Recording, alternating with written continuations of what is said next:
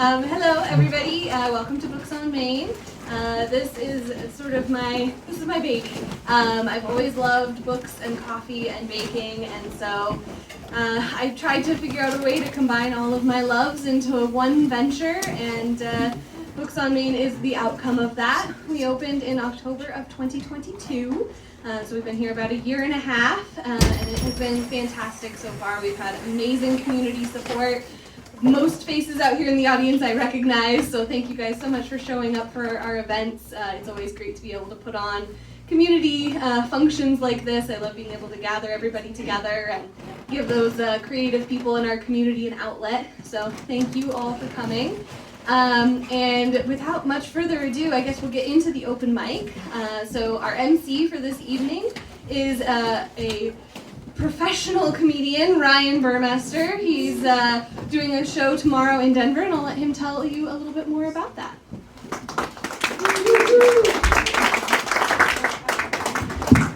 I don't know why everyone comes in up here and stands when there's a comfy chair. Ready to go. Welcome to Books on Main. This is my baby. I've been working really hard over years to open such a bookstore. But really, I give a round of applause to CACE and Books on Main for putting this on.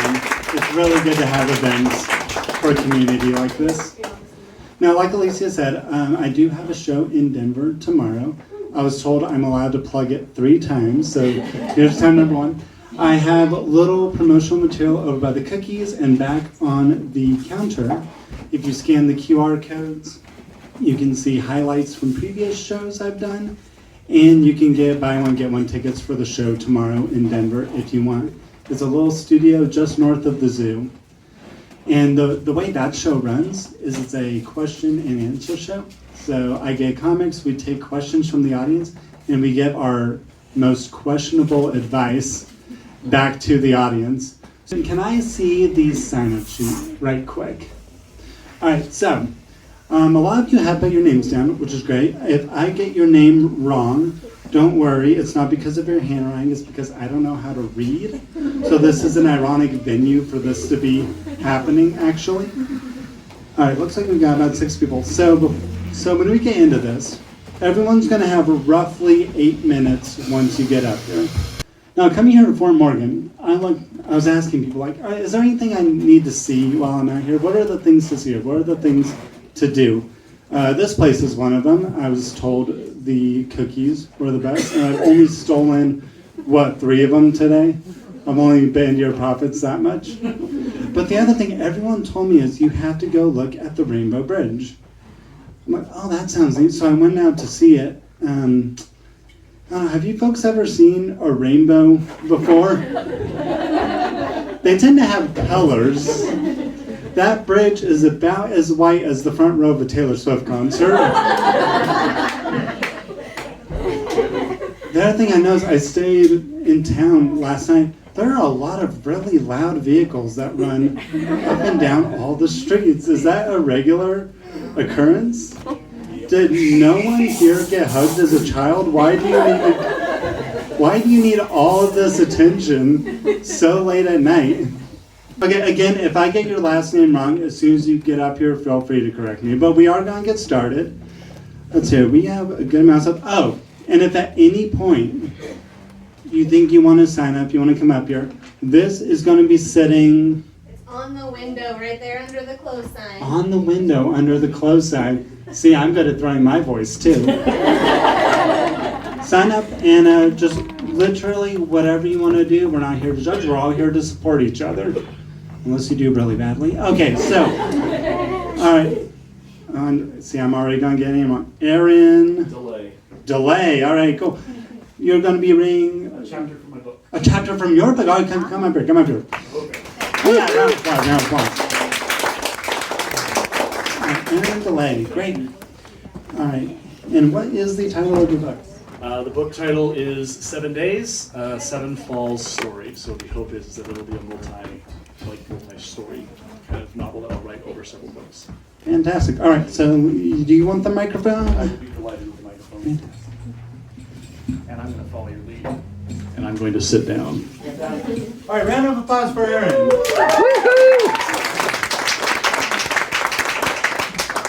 My name is Aaron DeLay, and I teach at Lincoln High School, which is our alternative education campus, and this book has taken me 7 years to write. And it will be published in January, and you will be able to find it on Books on Main shelves probably Sunday when I get all my books in Amazon. So, Woo! we'll see we'll see if I can get it all done in 8 minutes. If not, they'll cut me off, and we'll just be you'll have to be teased to come pick it up. All right.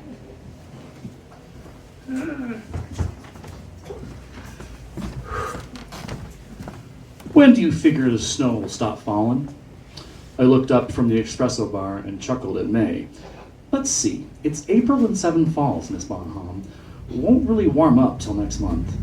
I returned my attention to the glossy pages of my magazine while the elderly matron of my town huffed.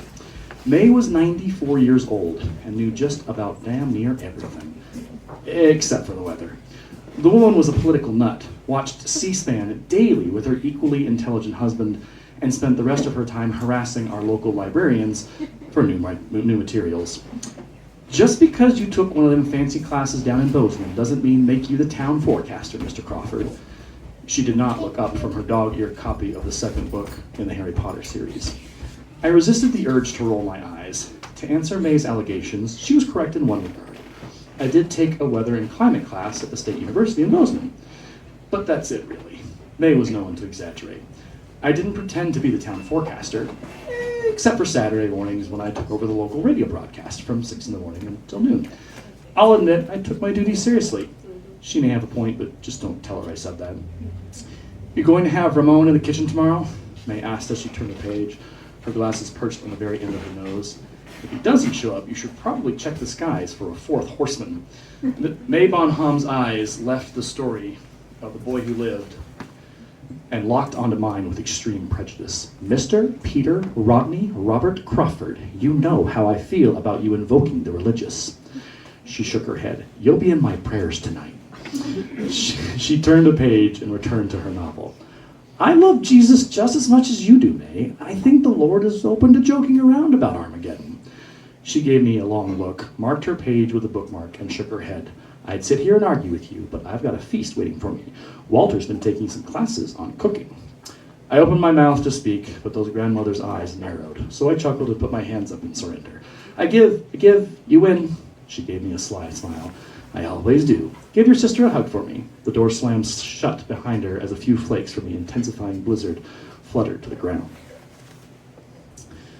I did a sweep through the lobby, mopped down my counters, and straightened the condo bar before I checked the clock, 9:15. I returned to my place behind the espresso bar, picking my magazine back up and returning to my place to an intriguing article that said the Gilmore Girls was slated to return to television screens later that year. That'll be the day, I muttered to myself. And then she arrived. She was soaked. And I don't mean she had some snow on her.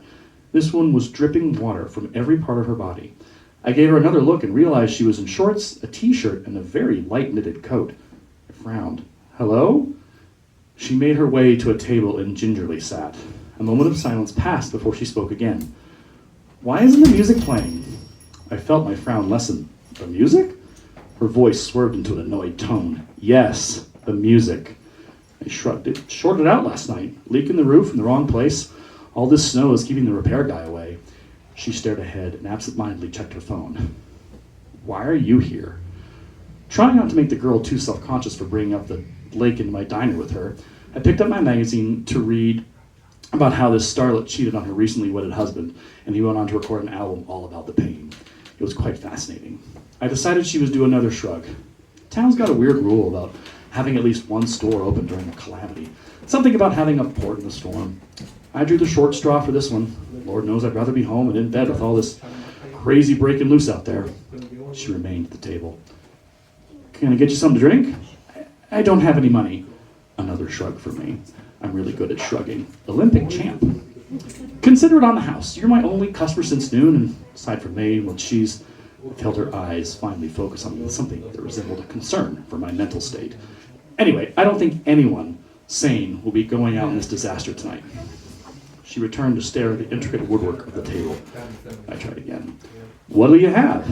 She was shaken from her stupor. large hot chocolate with heavy cream and extra whip. I chuckled as I slipped the steaming pitcher in the bar. You sure about that?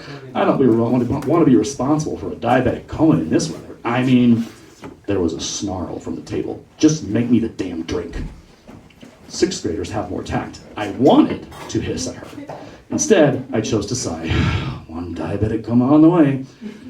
I took great care in creating her beverage. It was clear she wasn't on an even emotional plane. Hell's bells, she'd snarled at me in my own coffee shop.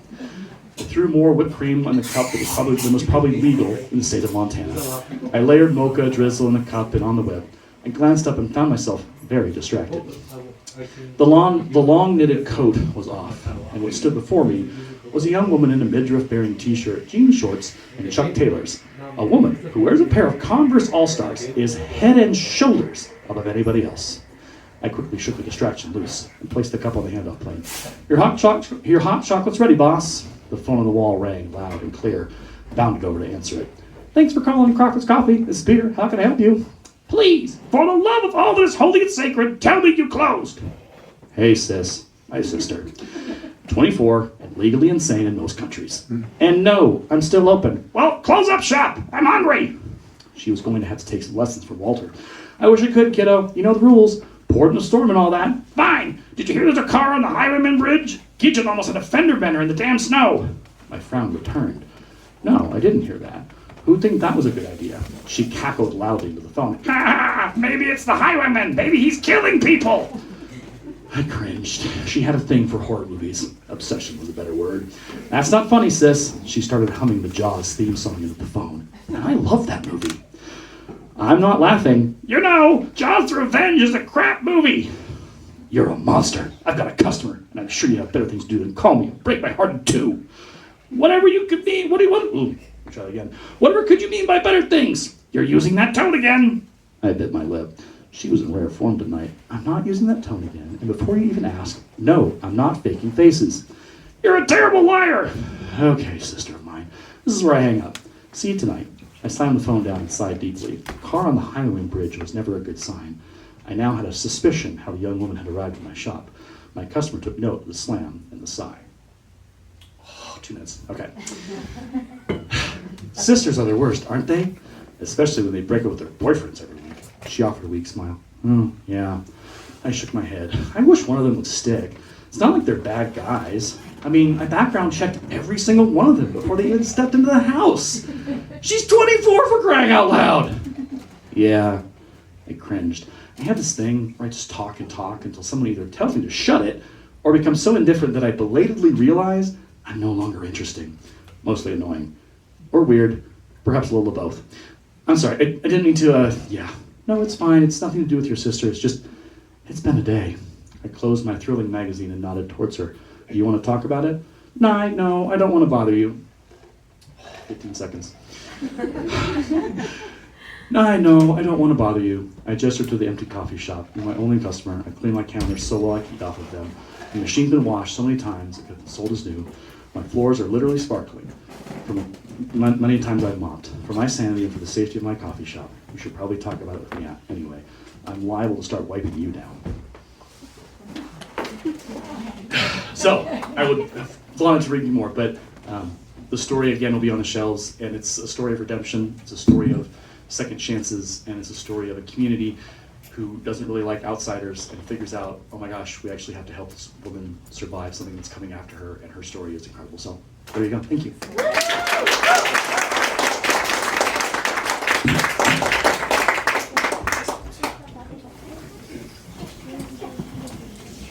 How long have you been working on that? The book, 7 years. 7 years, good. Yeah. I like it, very conversational, the dialogue. That's a lot of book dialogue I have trouble with because it feels, written. Like when you're winning a past argument in the shower, it's the perfect argument. But that felt like a real conversation. So yeah, good. We look forward to seeing that here. We do, and Books on Main does sell a lot of books from local authors. It's that shelf there in the middle. It's that shelf over there. I took my research seriously for this game. All right, good. Let's see here. How many kids do you have? Are you the only child here? Yeah? All right. We got two. Oh, where's the other one? Oh, got it. Okay. Well, I heard a joke earlier today that is good for the kids. All right. This one's for you. Okay. Why can't werewolves tell the time? Because they're not windwolves. All right. So we're going to keep moving along here.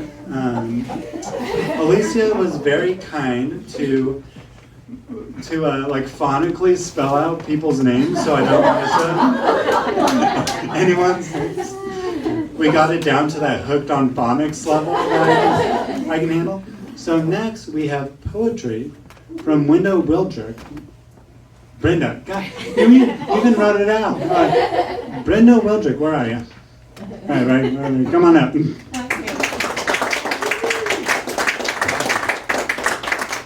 All right, and what's the title of what you're going to do? Well, I tested it out, and I could read 5 poems in 8 minutes. So. You know, we won't even worry about just get through the 5 unless it's like some 13-page Samuel Coleridge stuff. You know. All right, great. All right, one more round of applause. Let's see what I'm doing here. They are short poems, so that's why I can read 5 of them. One's a little bit longer. So the first 2 I'm going to read are from this book. This is a book I wrote, and it got published last October. It is available here, over there. So anyway, I did the artwork and everything too. So, alrighty. So this one I'll start with is called One Summer Night with a Wagon, and it's based on a true story of my childhood. We invented our own games, my cousins and I, to play in our grandparents' backyard, large, unfenced, beckoning. One summer night, enveloped in soft, warm darkness, we had a wagon, a blanket, and a flashlight. What more could game-inventing children need? 2 of us sat in the wagon, one holding the flashlight, the blanket covering us both. Another cousin pulled the wagon around the backyard. Wheels bumped along over uneven ground. Fluttery butterflies in our tummies told us the wagon could tip over at any moment. The flashlight's glow under the blanket was like captured stars. The music of crickets and a distant fading train whistle, our enchanted serenade.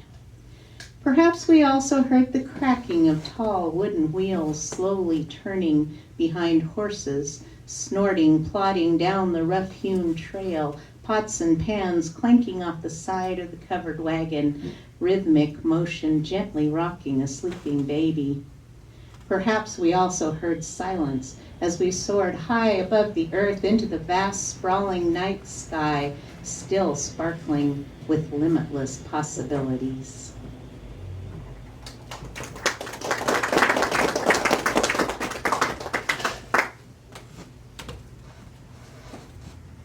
Alrighty, and this one is called A Time Such as This. The wind whispers through locked doors. We are dust collecting, coloring outside lines, drawing circles around language that has seen but is not believed. We speak of earthly things, we speak the words of God. We are losing what we thought we knew, but we will collect the fragments and nothing will be wasted. The sea has been stirred up, the sky has already grown dark, but we belong to these days. We have been born for a time such as this.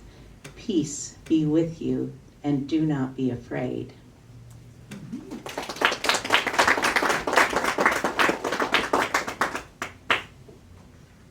Okay, and I will read one. This is the coloring book I published, and each drawing has a 3-line poem with it, a haiku, or I learned there's a different name for it. If it's not about nature, but I forgot what that name is. Anyway, this is a springy one. Spring whispers secrets in lands of stark tragedy. Hope will be reborn.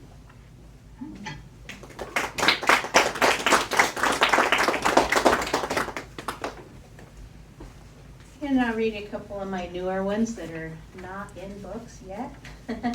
This one is kind of this is the longer one, kind of a story poem. An old man awakens with the sunrise. Wrapping himself more tightly in his jacket, he is mindful of his muddled memories, crumpled like discarded aluminum foil, and warm like blood, but not as thick. Mingling with his jumbled thoughts, soft, cloudy colors cradle the sun as he wakes to white, whispering winter, his ancient body humbled. Cold drizzle is his only nourishment.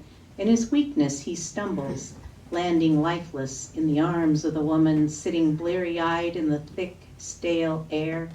She is haunted by the faceless frown of the harvest gold telephone, its long, curly cord dangling down the kitchen wall.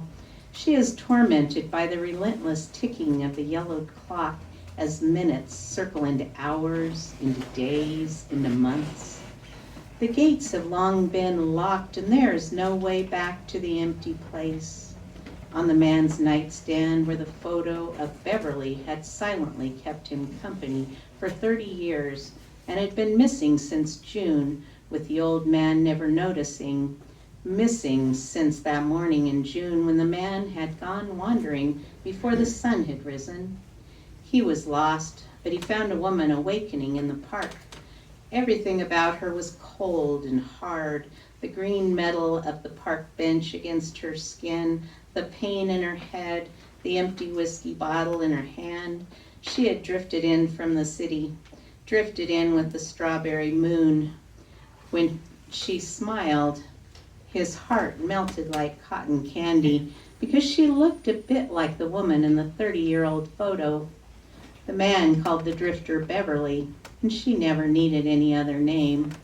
They walked together under the color of peaches and pink rosebuds beginning to open. She helped him find his way home. The woman fit in perfectly, fit into Beverly's clothes, but she is an imposter in a different shade of lipstick, watching from a safe distance, smoking a cigarette, waiting for the coroner. She watches for angels to open the windows. She is beginning to be aware of her hunger now, having done all the damage, and perhaps all the good she had been meant to do. Like a mangled bullet, she is spent. As the pink settles in behind stark black tree branches, she can already feel the sharp tingle of color returning to her cheeks and Dawn's icy fingers beckoning her toward the brisk thrill of the moving on. Okay.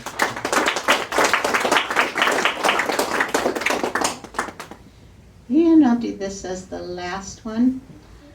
My journey began with flying. Soaring high above the earth, I flew to the top of a tall, skinny, pointed mountain like the ones in children's picture books. There was an eagle's nest at the top of the pointy mountain, and I talked with the eagle. I'm looking for a word for this year, I explained. It's not coming to me. You're trying too hard, just fly, the eagle replied. I sensed my word wanted to be broken or maybe breaking, but I didn't want a word like that. But then I thought of breaking open like a chick hatching. Breaking is the beginning of freedom, the beginning of healing, the beginning of living life in the light. I flew with the eagle, watching the earth far below. The eagle told me I would share my word, my message with the world. Breaking is the beginning. Do not fear the breaking.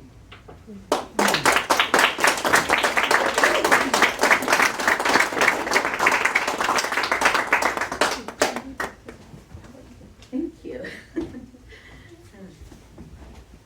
All right, that was great. Thank you. Do you have a favorite poet? Oh, Just off the top of your head? I am really loving Mary Oliver lately. Mary Oliver. Good. I'm more of a Dr. Seuss guy myself. Oh, he was my favorite for years and years and years. Years and years? Yes. Do they still have kids read Dr. Seuss? Yeah, we had Dr. Seuss week this week. It was the first Dr. Seuss week this week. Did they do the green eggs and ham and all of that? Yeah. Oh, that was the best as a kid. Oh, I love that. Except out in our school district, it was just molded.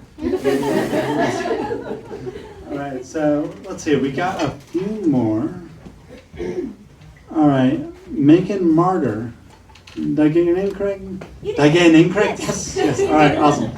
Megan is gonna be reading a novel excerpt. Is it your novel? It is. All right, come on, tell us about it. Tell us. All right, what is the title of the novel? Not 100% yet, but most likely What She Finds in the Woods. That's a very long title. Not 100% yet, but What She Finds in the Wood. Here's an excerpt. All right.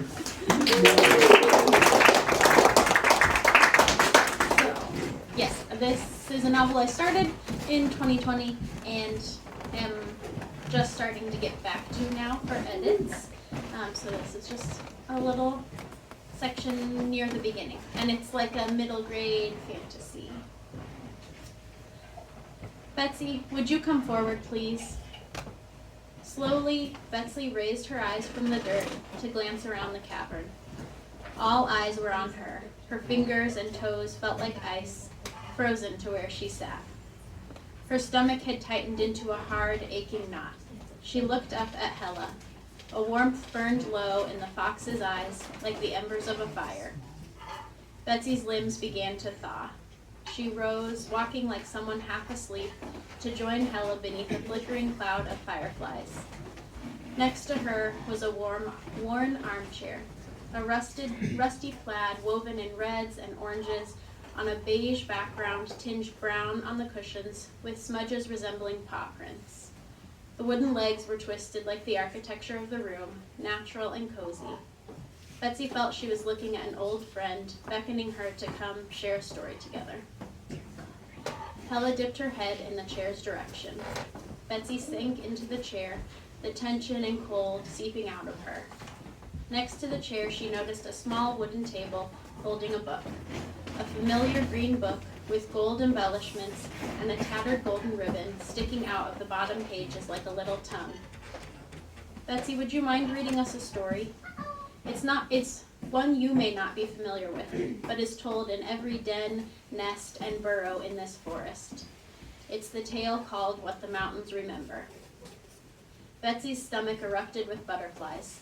The fluttering in her abdomen spread out into her palms, down to the soles of her feet. She didn't have to check the table of contents. She didn't even have to remember a page number. The frayed ribbon already lay at the beginning of this story. In fact, if being tasked with reading in front of a group wasn't always so nerve-wracking for her, Betsy was sure she could tell this story by heart. She had read it over and over since checking out this book of fairy tales, until her ma had taken it from her. Confusion swam across Betsy's eyes as she stared at the fox. Sure, I can read it. Trembling, she ran her fingers along the bottom of the pages, up to the spine, caught the silky ribbon between her thumb and index finger, closed her eyes, and took a deep breath, trying to slow her frantic heart. She exhaled and opened to the familiar page. At the top was an inky drawing of an ancient tree. Its roots had bubbled up above the ground at the tree's base, gnarled and knobby, creating a cavern like a toothy grin, deep inside of which glowed a faint light. What the Mountains Remember. Once, long ago, so long that only the biggest mountains, the oldest trees, and the deepest depths of the ocean remember, the world was unbroken. If you were to ask a hill if this is true, they would tell you no. The world has always been broken. But that's because their memories have been eroded by the wind and rain. A sapling would only be able to tell you that they have always known a world of drought. Ask the waves as they lap at the shore, and they will tell you that they have always been reaching for something they can't quite grasp. But ask an old mountain and wait with patience as she digs deep into her memory, and you will eventually hear a remembrance of things unbroken, unspoiled, untamed. At the beginning of the world, all was light. This is not to say there was no night. The night had never been dark. The moon, the stars, they've always been here to shine, twinkle, to highlight the many colors of the night sky, the purples, blues, and indigos. But light, life, was present in everything, in everyone. Animals and people cared deeply for one another and for the earth. They believed in the good in themselves and in each other, which made it quite easy to see clearly. There was no suspicion, no competition, no fear. There was contentment. Everyone had enough light to see by, to walk in, to sustain life. But slowly darkness crept in. It saw how delicately beautiful the twinkle of the stars was, how lovely the gentle light of the moon as it bathed the leaves of the trees and the grasses of the fields, and the way the sun warmed the world with her golden glow, bringing out the vibrant beauty of all she touched. A jealous rage began to grow in the darkness, an ugliness that sought to crush beauty and extinguish the shine of those who glowed in the dark. And so it descended to the earth, a shadow that hid very near those it preyed upon. No one knows exactly how it spread, but spread it did. Soon the darkness was around every corner, hiding behind trees, beneath bushes, or in the dark spaces in people's homes. It lurked, waiting for the opportunity to leap from its hiding spots into their very hearts. It changed those it touched, dimming their eyes, keeping them from seeing the light in the world. It whispered lies of despair and hopelessness in their ears, crushing the light in their hearts. It spread out into the world through the ugly and hurtful things they said to one another and the greedy ways they clawed at power, pushing each other out of the way to get it. Over time, when living things are deprived of light, they grow weak. Even the lightest burdens seem like heavy stones upon one's back. Their vision dims so they can't see the world as it truly is, and they get confused, disoriented, scared. And this weakness and fear breeds more darkness. Now, if you were to ask this old mountain what hope there is in the midst of this great darkness, she would answer you, our hope remains in the light. It's still here, in the world and in each of us.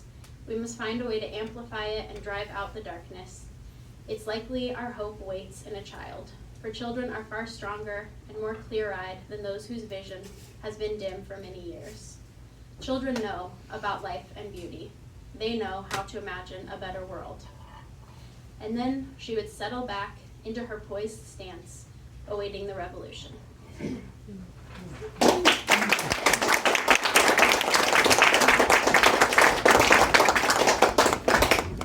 And about how far away would you say you are from having that finished? Oh, a ways. A ways? Yeah. That It sounds still great. needs to be edited and proofread and all that. All the little. Yeah. Does that man? No, that was great though. I really liked that. Thank you. Everyone, they've been coming up here and reading. I forgot to mention, I am selling a book actually up front. I didn't write it, but I am selling this book. But we have to bring the next act up first. Reading an excerpt from My Journey, Susanna Spears. Oh, who we heard from earlier. Yes. It's the CACE lady. It's the CACE lady. Have I earned my paycheck so far? Oh, listen. No deductions so far? I think it's time to give a big hand here. And that is how you get a cheap applause break out of it. Do you need the microphone? I don't think so. You don't think so? All right. Yeah. All right, one more applause. Susanna, come on. Oh, by the way, Susanna. Yes, Because sir. you're in charge of this, no time limit on you. You have as long as Oh. Cover. You don't want to do that. Cover if you. Well, remember, I'm from New York, so I'm Oh. a fast talker. I have to make sure the check clears, so. Well, good evening. I hope you're having as much fun as I am.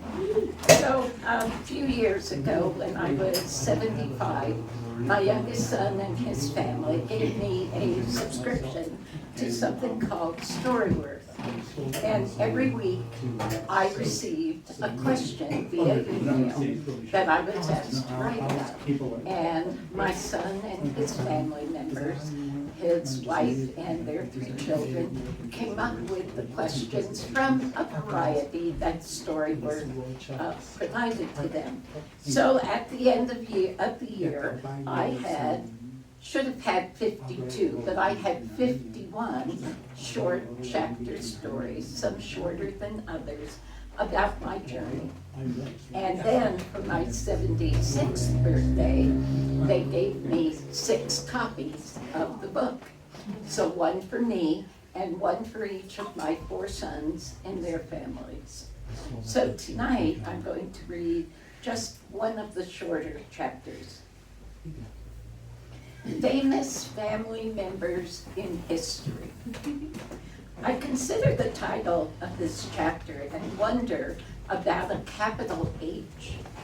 If I am looking for family names in history books or historical documents, I'm not sure that I will find one of the family names that is a part of my ancestry, my family tapestry.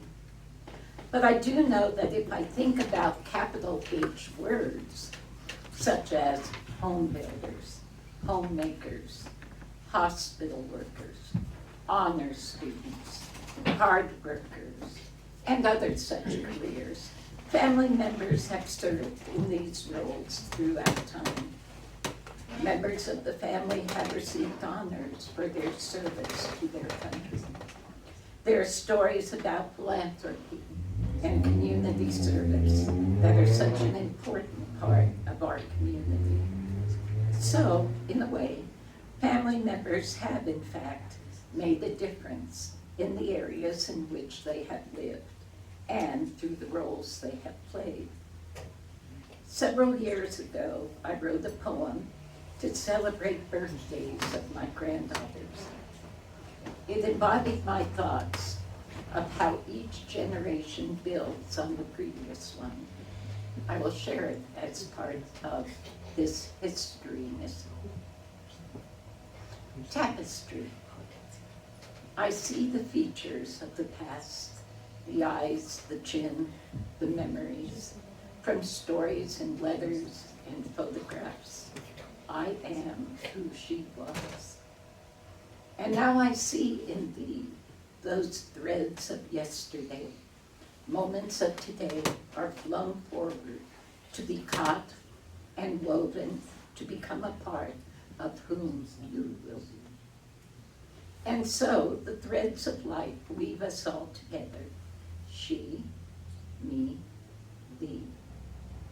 For through us life continues, and all that was will always be. Yet, you are not me, as I am not her. We have our own light and life and talents true. So keep the threads to weave upon a wondrous pattern just for you. And now the fabric, richer than when first begun, wrapping the next waves in years to come. Life's tapestry, it's together.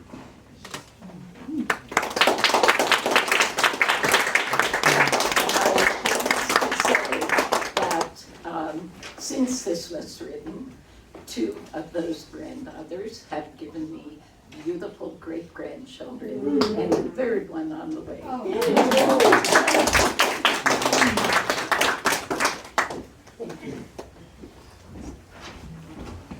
You said you're from New York, right? Pardon? You said you're from New York, right? Yes, What part? Long Island. Long Island, okay. No, Long Island.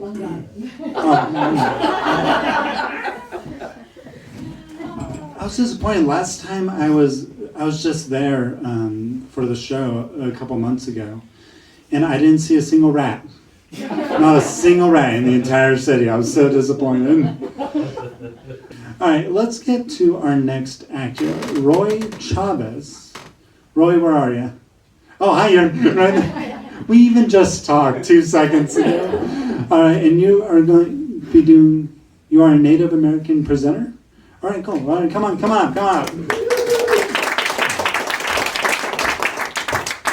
All right, and this is currently untitled, you said, correct?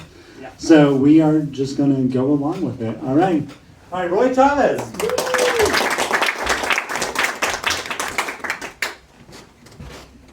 Well, I'm mainly going to just introduce myself, and I was told that it would only be 2 minutes, so mine is going to be very short. Well, repeat yourself.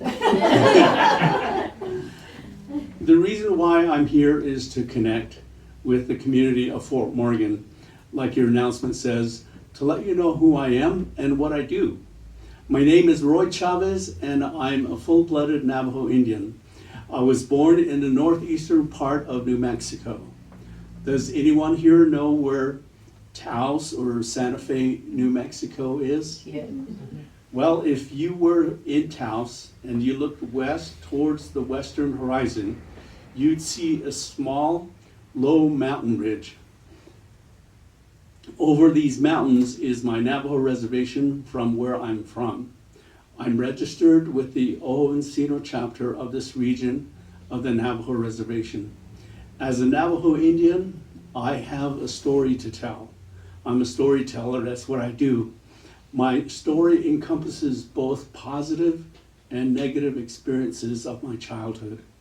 I'm an Indian boarding school survivor and a survivor of other injustices carried out against Native peoples of this country.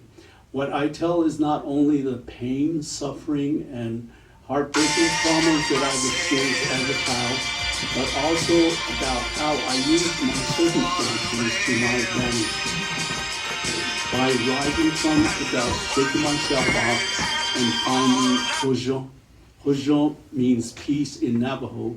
How I found myself, how I found peace by healing myself from these traumatic experiences, and how I was able to grow from them. Throughout northeastern Colorado and Denver, I have been telling my story. I have been giving presentations. I have a PowerPoint presentation that lasts from a half hour to 2 hours, including history and the forces that brought my people down and the solutions that have turned them around. Tonight, I would like to just share with you just a small piece of that story, which is only an introductory part of my presentation. It's mainly about my name, so here it goes. My name is Roy Chavez, but if you were to ask me what my name was when I was a child running around on the Navajo reservation, I would have told you Kenaswod, and you would have said, what? Kenaswod is spelled Alkeneswod. When I introduce myself as Roy Chavez and that I'm a full-blooded Navajo Indian, I'm occasionally challenged with, but Chavez is a European surname. You can't be a full-blood. I would then explain, you see, Roy Chavez is a European name given to me by our government. Kenaswod is my real name.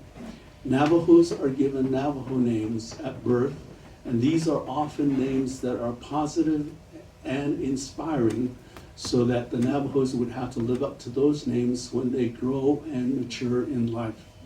In my case, my name of Kenaswod means a runner, though coming from behind ultimately won the race. In other words, a winner. This has been an inspiration to me many times in my life when I felt that I was not good enough, depressed, and all is lost. I would turn to my real name and understand that, hey, if I'm a winner, I would need to pull myself up and get going again. Thank you for allowing me to share a small piece of who I am. And if you're interested in learning more about my Navajo heritage, I have some flyers with me that you're welcome to have. This has all my contact information. Thank you.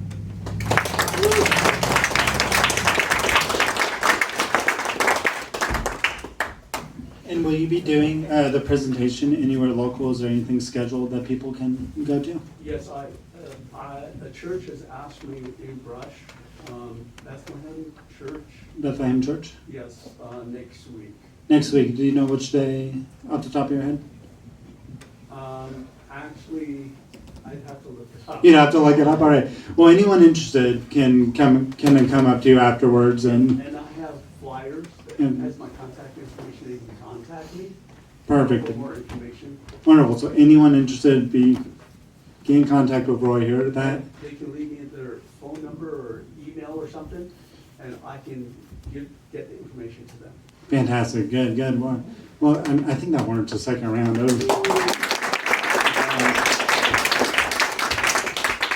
So, is anyone out there not signed up that does want to come up here? Is there anyone out there?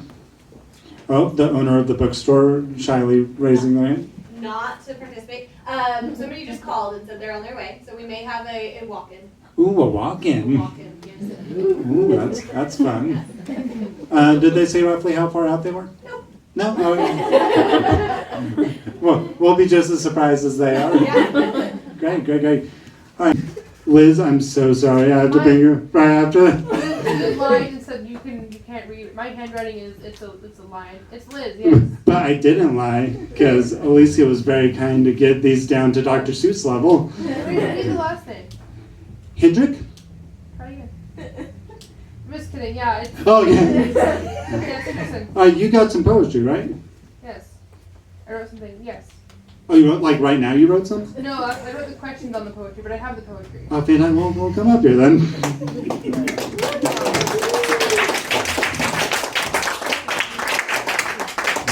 All right, does this poem have a title? I got a few. Hold on. You got a few? Oh, I like this. Choose from. It's a variety act. What? It's a variety act. It's a variety of- It's not a sobriety act. No. Good. I said, no, you got time. I say we have time. She can read all the poems she wants. All right, come on up. Come on. Do you want the microphone or are you going to project? That's 6 we can project. Fantastic. All right, one more round of applause for Liz. Okay, so these first two are from summer of 2019. I went back and dated them. They're pretty lighthearted. The first one is called Chickens. My sister used to have chickens in our backyard that I was forced to take care of. When she didn't, which was all the time. So the sun comes out, spraying orange and then pink into the new morning sky.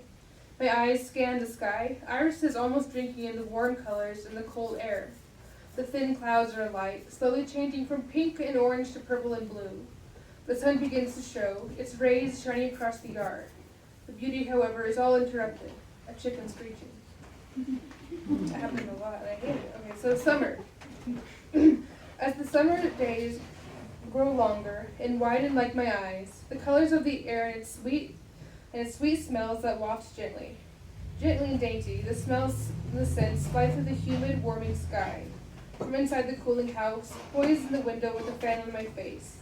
The beauty of the earth that the hot summer days bring, overwhelming and overcoming me. The beautiful smells and sounds and sights, exciting the senses, bringing soft grins to the faces of the beachgoers and the sweet, sweating runners. Still, from my window I stare out into the light, and to myself I whisper, I hate summer.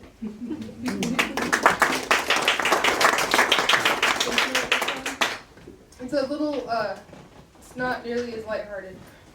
It's called Lonely Ghost. Roaming the empty home, alone, lonely ghost. There's a life outside, a bike ride through the snow away. The weather has you down, little ghost. The life outside, unreachable with spiritless ghost hands. A life at all unattainable. You're all alone, lifeless ghost. There's no more someone, no more somewhere. You're stuck, frozen solid and snowed in, glued to the wall in a house you once knew. You're trapped, lost ghost. Your friends are still alive. They live on without you. You can't help but to feel forgotten, can you, losing ghost? There's no escape for a ghost like you, no light in a tunnel, no way out of the frozen door. You haunt your own house, alone in the sound of your unseen weeping.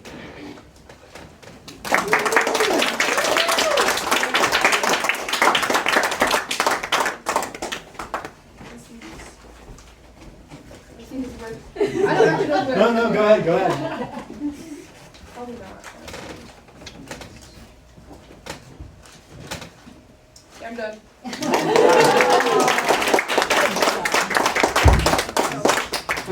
Thank you. So we have that person that said they're gonna be driving on in, right? So when they get here, presumably they're going to come in through the front. Can we get like just the loudest applause for them? Wait for it.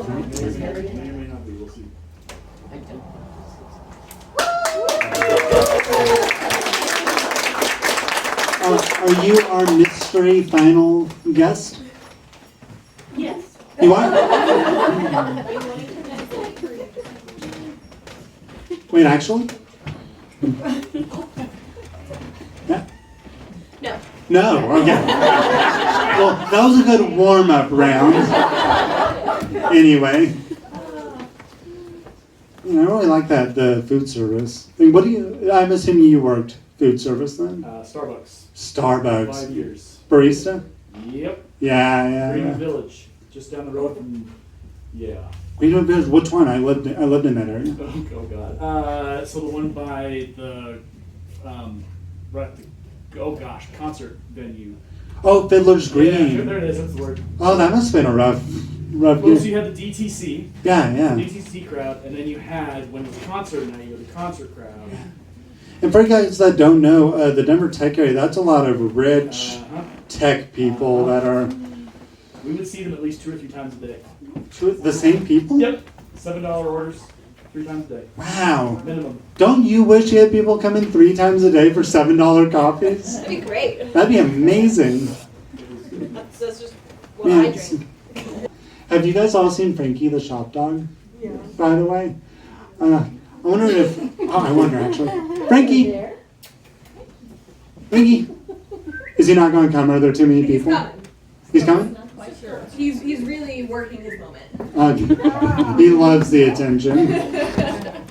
I took Frankie on a walk earlier today, and it's been a little while since I've owned a dog. And we were walking, and I looked down, and he's chewing on something. And he's really, really working on it. And I couldn't identify what it was. But I tell you, it was like a cube of red cinnamon gum, like a perfect hardened cube. Oh, is Frankie coming up? Yeah. Can we get Frankie up? Yeah. Come here. Come on, you can do it. Come on. No, hey, come on. No. Ah. Normally we'll get him. He'll jump for the treats most of the time. Here you go. Yeah. Well, now your jaw's tired. How old is he? He's 3. 3, and what's his mix? Chihuahua Dachshund.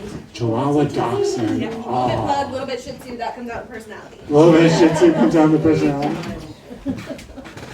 Really, we're just filling time here until this mystery. Yes. Can you read a poem? Of course you can read a poem. Come on up. What's your name, first of all? Rachel Huerta. Rachel, all right. And is this your poem? It is my poem. Fantastic. Do you need the microphone or you can I project? can project. Perfect. All right, round of applause for Rachel.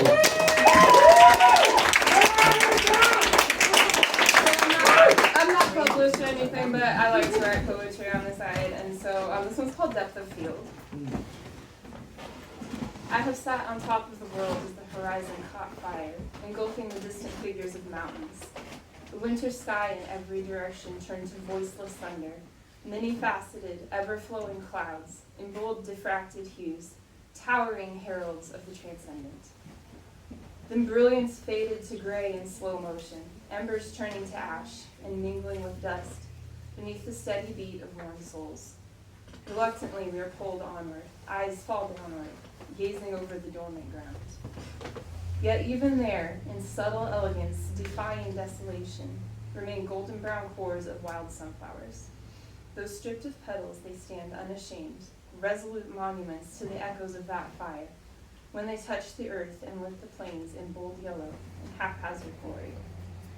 I turn my face upward like theirs, awaiting the coming rain that saturates the ground with color and the air with a restless hope.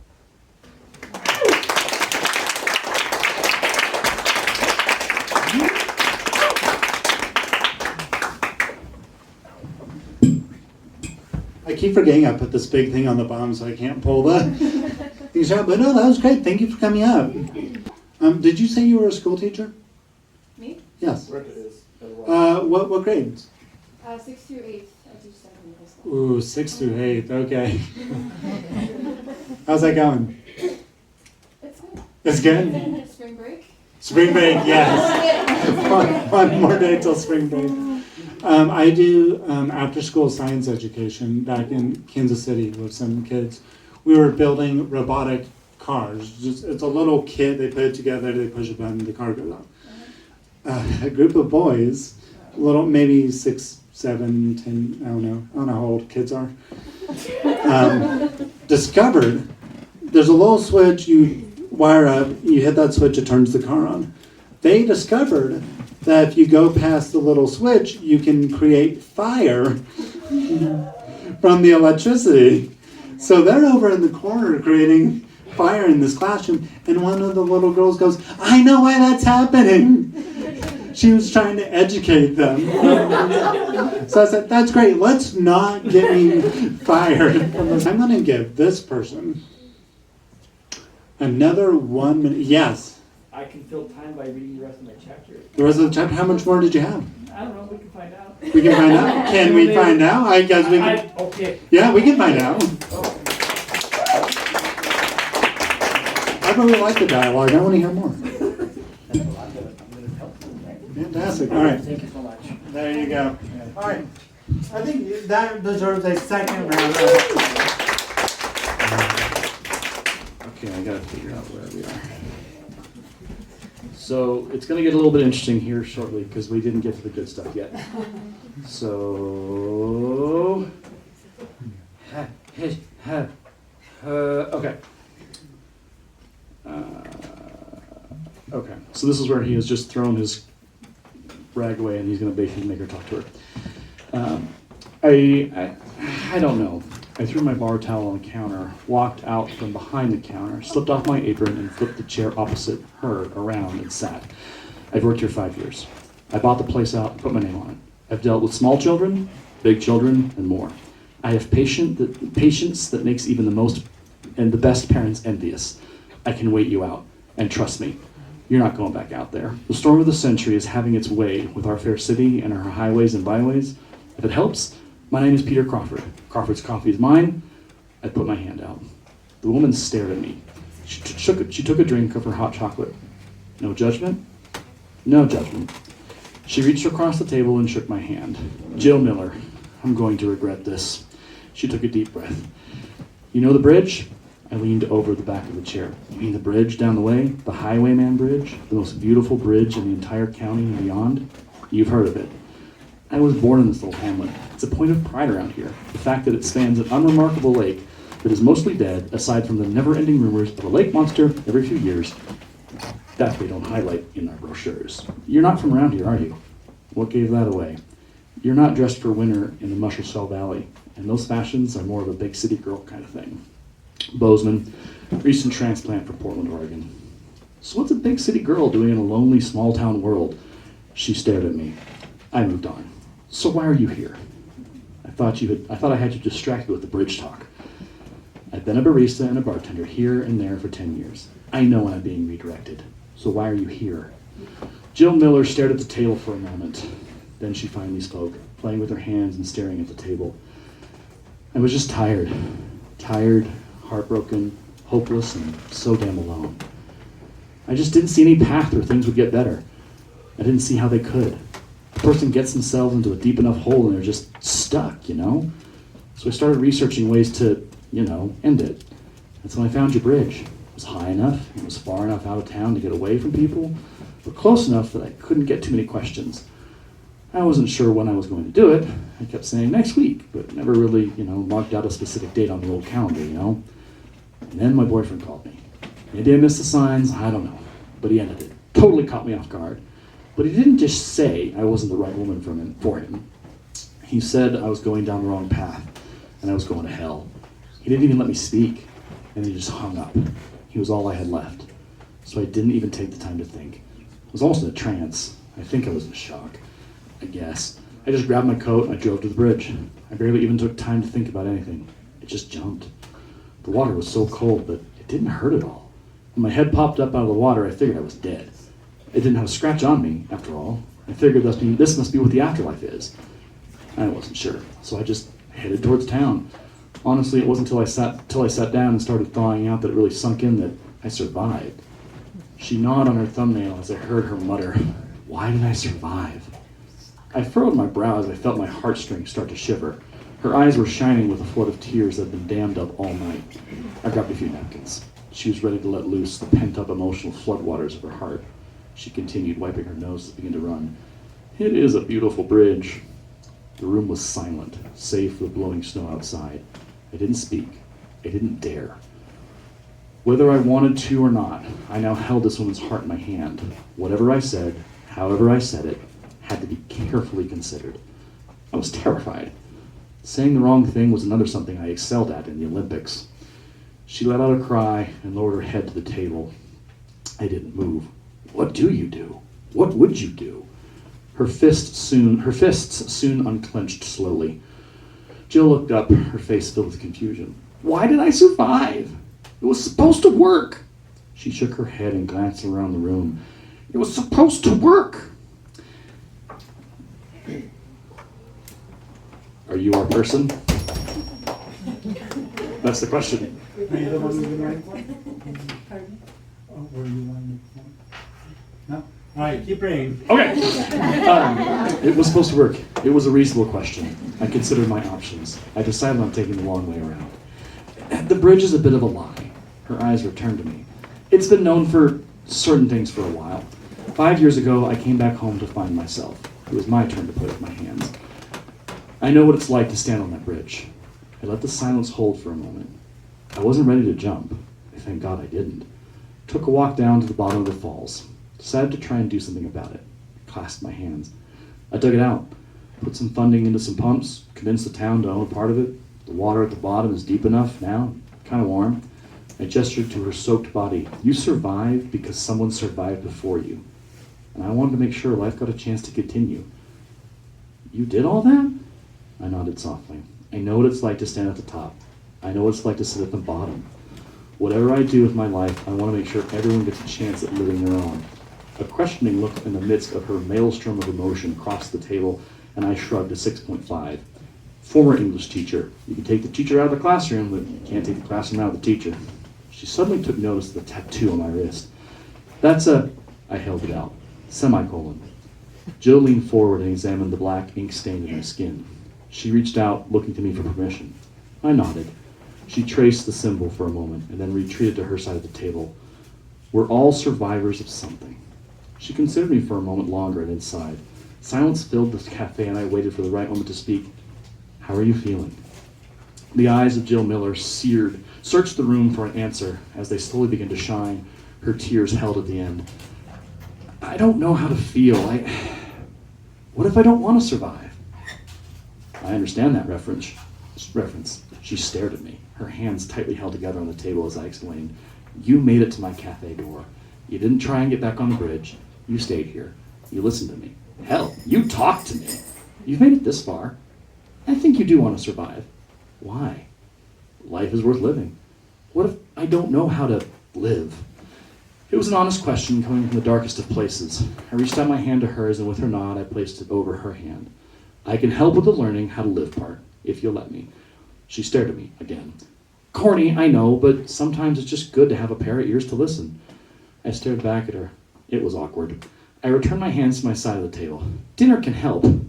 "Are you inviting me to dinner?" "Yes, a dinner where you can point and laugh at my dysfunctional relationship with my sister and serve as a bodyguard."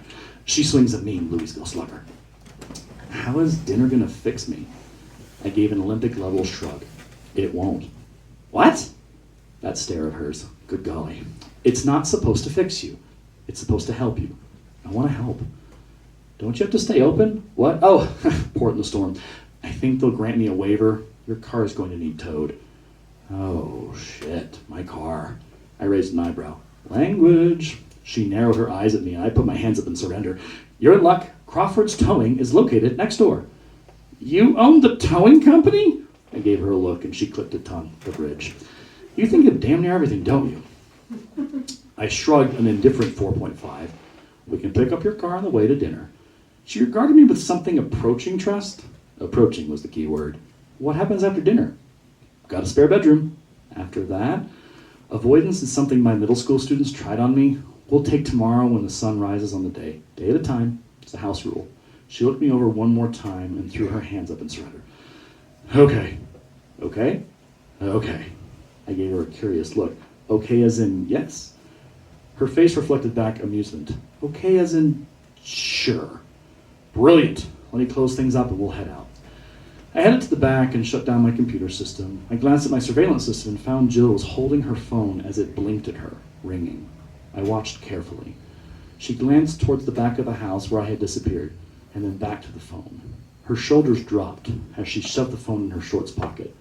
I killed the lights and headed out the front where I closed up shop, and then returned to Jill, handing her an extra heavy coat I found on the hanger in the back. Ready? I don't know. I didn't think I'd make it this far.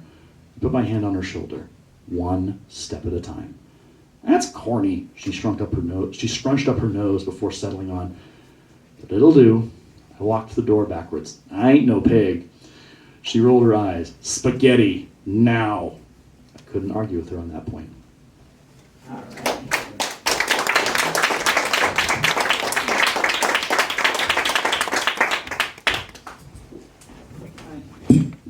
Yeah, way to book in the open mic. That was great.